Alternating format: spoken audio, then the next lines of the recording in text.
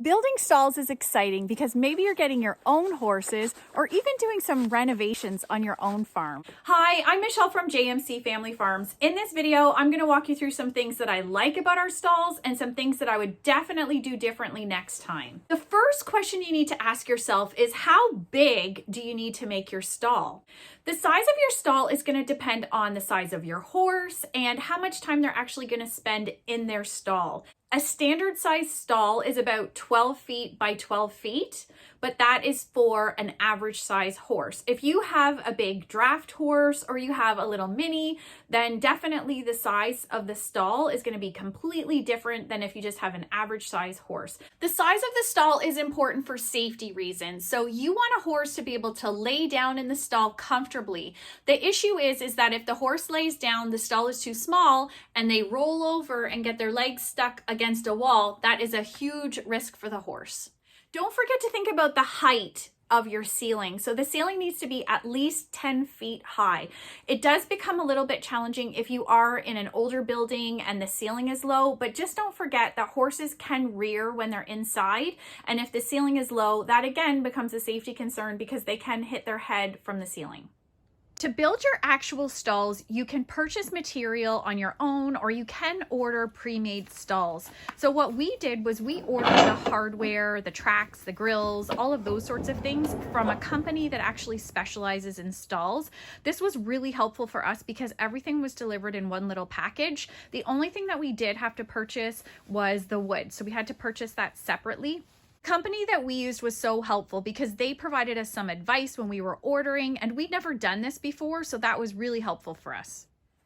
When you're deciding on what type of wood that you are going to use in your stalls, make sure you do your research so that you know exactly what type of wood is appropriate for horse stalls and what type of wood is not. There's a lot of wood that is poisonous for horses. You can see in the color difference here, we did use pressure treated for the bottom two boards in our stalls, and then we didn't use the pressure treated the rest of the way up.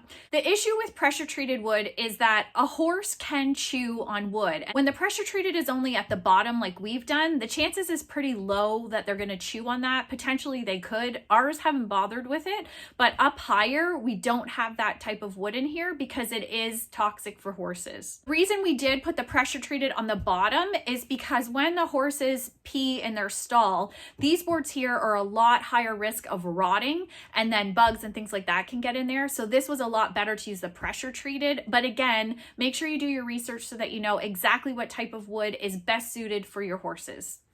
When we built our two stalls, we decided to put a solid wall between the two horses. So this can easily be removed. All that we would have to do is remove this metal bar. There's a couple of other little ones here, and these boards actually all slide out the top. So it's really handy. You can do different things. You can leave the wall like partially open. You can always put a window in here with some sort of screening as well, which is fine. But for us, Peanut is a very dominant horse, especially when it comes to feeding times. So this way they can still hear each other, but they just can't see each other. Having this solid wall, it gives Mocha just that extra privacy, and then she doesn't have to worry about him bothering her, and it just gives her more of a sense of security. In the space that we renovated, there were already windows in place, so I was not going to replace windows, so we needed to come up with a plan. Windows are really important because it gives the horses natural sunlight as well as it helps promote ventilation. I often keep these windows open a little bit, even in the winter time, just enough so it keeps some fresh air blowing through. Ideally, your windows, if you're building from scratch, should be built approximately 5 feet off the ground. The issue in our space is we couldn't do that because we already had these windows in place. So if you look really close, you'll be able to see, you can see the light through here, and that's because the actual windows are even bigger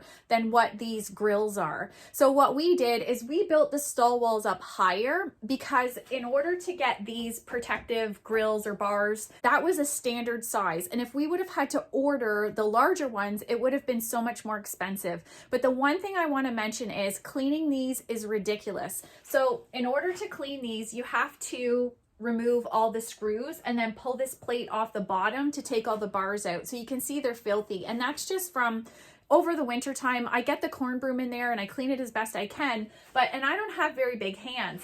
So for me, I can get my hand through there to clean, but just the regular, we use shaving. So you've got the shavings, cobweb, just general dust and things to keep on top of that, even to get a shop vac in there to clean is just a pain.